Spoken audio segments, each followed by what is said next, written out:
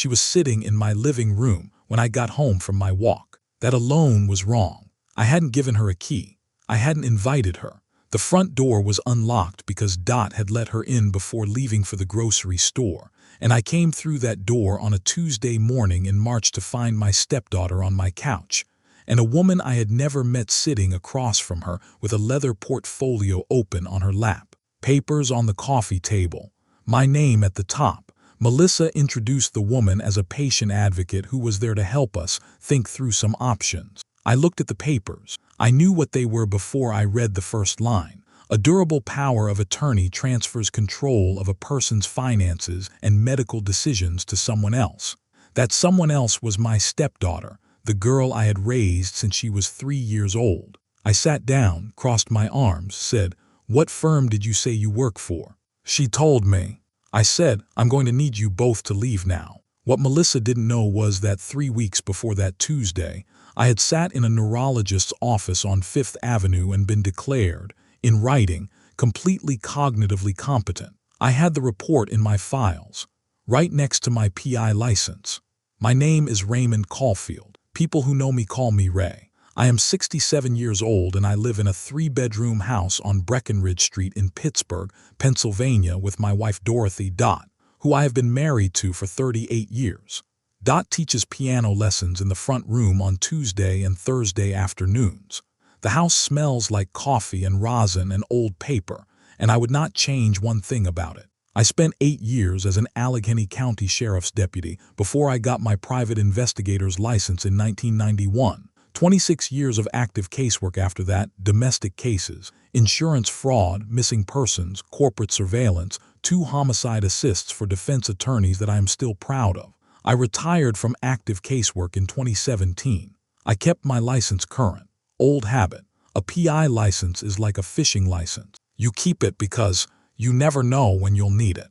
The spare bedroom is my case files room. Floor-to-ceiling shelving. Banker's boxes labeled by year going back to 1991. A corkboard with pins still in it from my last active case in 2016. A missing persons matter out of Monroeville that ended well, which not all of them do. My license in a frame on the wall, renewed last year, good through 2026. Dot has never once asked me to change a thing about that room. She understands that a man's work is part of who he is even after the work is done. I want to tell you about what that room means because this story is partly about that room. It's about what it represents. 26 years of cases worked carefully, documented precisely, closed correctly. Every box on those shelves is a record of someone who needed the truth and trusted me to find it. I do not take that lightly. I never have. Dot had a daughter from her first marriage, Melissa. She was 3 years old when Dot and I married in 1986. I raised her as my own. I put her through Penn State. I walked her down the aisle at her wedding to a man named Craig Crane in June of 2009. I taught her to drive in the parking lot of a Kmart on Route 8 when she was 15, and she stalled the car 4 times in a row and laughed so hard she cried. I thought we were close. For a long time I believed we were. Melissa is 41 now. She works as an administrator at Allegheny Comfort Partners, a regional elder care services company headquartered in Cranberry Township. She knows their system. She knows how cognitive decline gets documented, how families navigate it, what paperwork is involved, and exactly what steps are required to transfer legal authority over an elderly person's affairs to a family member. That knowledge is a good thing when it is used the right way. I also have a son. Paul, 44, lives in Philadelphia, works in commercial construction management, calls every Sunday. Dot's boy in all the ways that matter even though the biology goes the other way. Paul did not know what was happening with Melissa until I called him. That call came later. I am going to tell you what happened between October of last year and the following April, in order, because order matters when you are building a case. And from the moment I found that letter in Melissa's car in February, that is exactly what I was doing. Building a case, quietly, carefully, the only way I have ever known how. I spent 26 years learning that the truth is always somewhere. It is in a receipt, a timestamp, a phone record, a piece of paper left in a glove compartment by someone who borrowed an umbrella and never returned it. The truth does not hide from a patient person. It only hides from someone who stops looking before it's ready to be found. I have never been that person. I was not about to start. The first comment came in October, at a family dinner at Melissa's house in Fox Chapel. She mentioned casually that Ray had seemed a little confused at her son's birthday party the month before. I remembered that birthday party exactly. I had fixed a loose handlebar on my grandson Connor's new bicycle with a wrench from my truck. Connor was 9 and delighted, and I was not confused about anything. I said nothing. I noted it. In November, Melissa called Dot to ask if I had been forgetting things, not calling me directly, calling Dot. I want you to notice that. Dot mentioned the call to me that evening. I wrote it in the small spiral notebook I keep on my desk in the files room, same habit I had on surveillance, same notebook I used for 26 years. Date, time, what was said, who said it. In December, Melissa stopped by the house unannounced on a Saturday afternoon. She came in for coffee and walked through the rooms in a way I recognized immediately, not browsing, not casual, assessing. She looked in the refrigerator under the pretext of getting cream. She made a small comment about the mail stacked on the counter near the door. I watch people for a living. I know the difference between someone who is visiting and someone who is documenting. I said nothing. I wrote it down. In January, she suggested I see someone, a geriatric specialist she could recommend through Allegheny Comfort Partner. I told her I had a regular physician and I was fine. She said she just wanted to be sure. She put her hand on my arm when she said it. I noticed that she had begun calling me Dad more frequently than she ever had before, specifically in conversations about my health or my finances. Small shift. Most people would not notice it. I noticed it the way I used to notice a car that circled the same block twice. In February, I found the letter. Melissa had borrowed Dot's umbrella at Christmas and never returned it. I was at her house in Fox Chapel picking something up, and I checked the back seat of her car for the umbrella. In the seat pocket behind the driver's seat, I found a folded copy of a letter on Pittsburgh Medical Associates letterhead from Dr. Anand Patel, my physician of 11 years. The letter said I had shown some signs consistent with early cognitive changes at a routine appointment, and that Dr. Patel recommended further evaluation. I sat in Melissa's driveway for 11 minutes. I did not go back inside. I took a photo of the letter with my phone, folded it back exactly as I had found it, put it back in the seat pocket, and drove home. I went straight to the files room. I sat at my desk.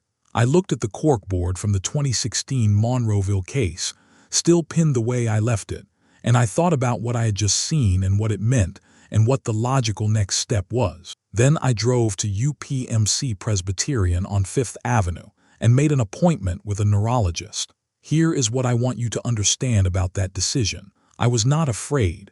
I was not panicking. I had worked enough cases involving manufactured evidence to know exactly what I was looking at. Someone was building a file. The correct response to someone building a file on you is not to argue with them. It is to build a better file first. Dr. Sandra Acaffer is board certified in neurology at UPMC, 18 years of practice. I sat with her for 2 hours on a Wednesday morning in late February. Cognitive assessment, memory evaluation, verbal reasoning, processing speed, the complete battery. She was thorough. I was patient.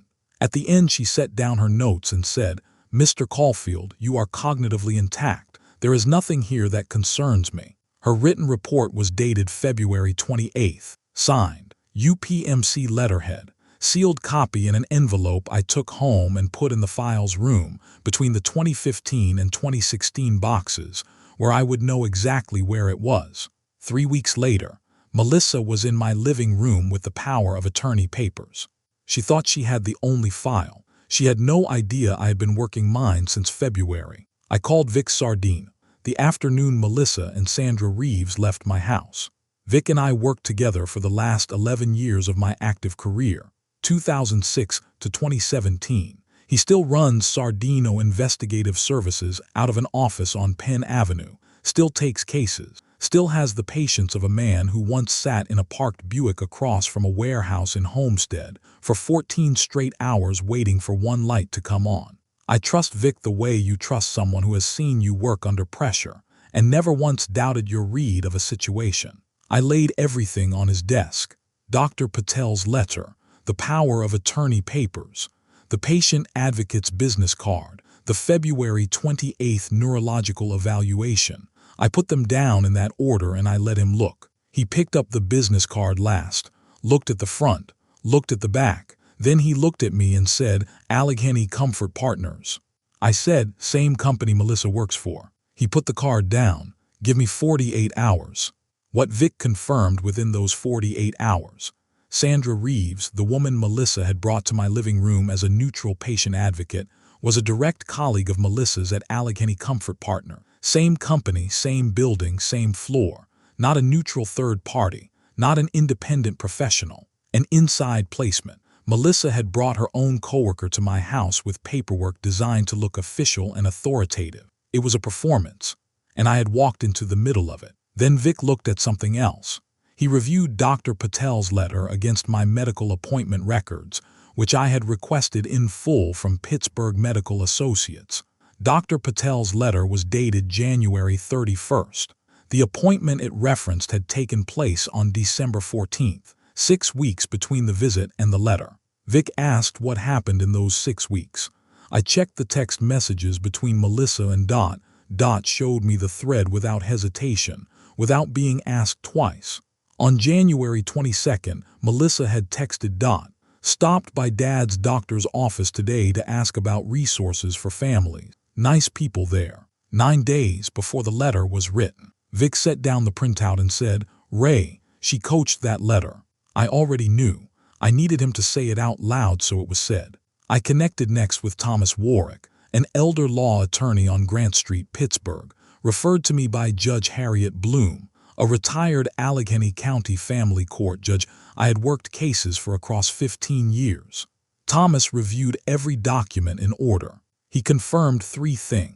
The power of attorney had never been signed and had no legal standing. Ray's neurological evaluation was dated 3 weeks prior to Melissa's attempt and established full competency. And Dr. Patel's letter, while real, did not constitute legal grounds for guardianship or forced POA without Ray's willing participation. Melissa had been counting on me not knowing that last part. She had been counting on the paperwork looking official enough that I would sign because I trusted her and because I was afraid. There was one more thing Thomas told me in that meeting on Grant Street that I want you to understand because it matters to what came next. In Pennsylvania, only one party in a recorded phone conversation needs to consent to that recording. One party. That party can be the person holding the phone. That is not a loophole. That is the law. I had used it professionally for 26 years, and I had never once been more grateful for it than I was that afternoon sitting across from Thomas Warwick. Over the following 2 weeks, I recorded 2 phone calls with Melissa, documented, dated, clean audio on a device I had used for exactly this purpose throughout my career. In the first call, she mentioned needing to get things sorted for Dad before something changes. In the second, she said she needed me to just sign the papers when you're ready. There's no rush. The audio was clean. Thomas Warwick had both recordings in his possession by the first week of April. We were ready. I called a family meeting on a Sunday afternoon in April. Dot, Paul, who drove in from Philadelphia the night before, and Melissa, who I called personally and told only that I wanted the family together. She arrived in her work clothes, her Allegheny Comfort Partners lanyard still around her neck. She did not take it off. I noticed that. Old habit. I sat at the head of the kitchen table. I put 4 things down in a row, the way you present evidence left to right, in the order it matters.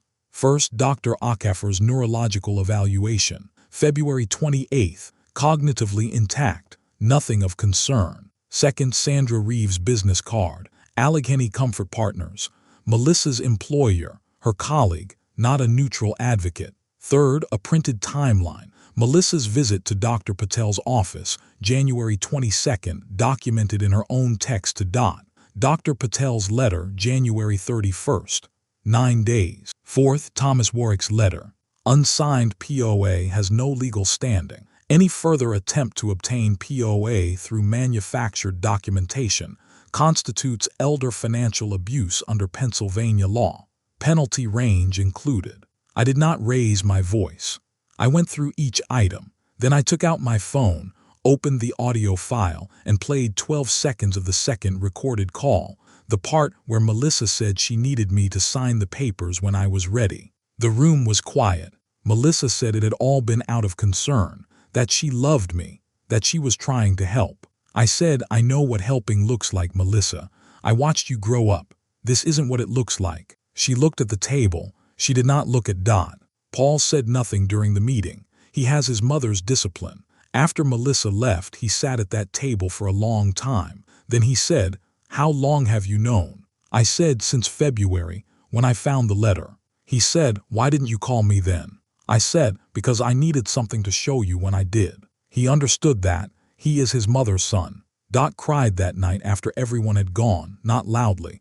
Dot doesn't do anything loudly. She sat at the kitchen table with her hands around her tea and she said, "I should have seen it."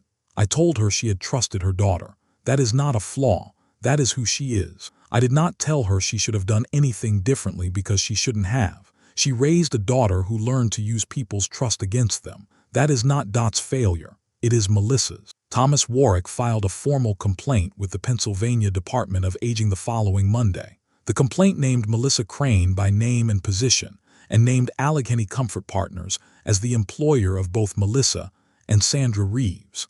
Allegheny Comfort Partners launched an internal investigation within 2 weeks. They had no choice, because an administrator at an elder care company had used a company colleague to attempt a fraudulent power of attorney on her own stepfather. That is not a small thing. That is a liability. Melissa was placed on administrative leave 3 weeks after the complaint was filed. The internal investigation ran 4 months.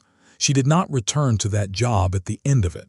I do not know where she is working now. I have not asked. The Pennsylvania Department of Aging completed their review in August and issued a formal finding of attempted elder financial abuse. The finding goes into the public record and stays there permanently, attached to the case number, available to anyone who looks. I have closed a lot of cases in my life. I have never been more satisfied with a closing document than I was with that one. Paul flew back to Philadelphia on a Monday morning. Before he left, we sat on the back porch with coffee in the early light and talked about a Pirates game from 1979, the World Series Game 7, Three Rivers Stadium. I had taken Paul's older cousin that night. Paul was 4 years old and too young to go, and he had never forgiven anyone for it. I told him every inning from memory. He listened the whole way through. He said, "You remember everything." I said, "Only the things worth keeping." The case files room is still the same. The boxes still go back to 1991. The corkboard still has the pins from the Monroeville case. My license is still on the wall, good through 2026. On a Tuesday morning, the week after everything was resolved, I sat at the kitchen table with my coffee and the newspaper folded to the crossword. Dot was in the front room starting her morning scales. The same pattern she runs every day before students arrive, slow and deliberate and clean. The back door was open, and the air coming through was the kind of Pittsburgh April air that smells like the river and cut grass and something about to begin. 26 years I spent watching people believe they were the only ones watching. The ones who underestimated me never made that mistake the same way twice. Some lessons only come once. Melissa thought she was looking at an old man in a house. She was looking at a PI who had been working her case for 6 weeks before she ever knocked on my door. If this story found you, if you have ever been underestimated by someone who forgot what you spent your life doing, drop a comment below. Tell me where you're watching from. Ray Caulfield still lives on Breckenridge Street. His license is still on the wall. If that means something to you, subscribe. There is more.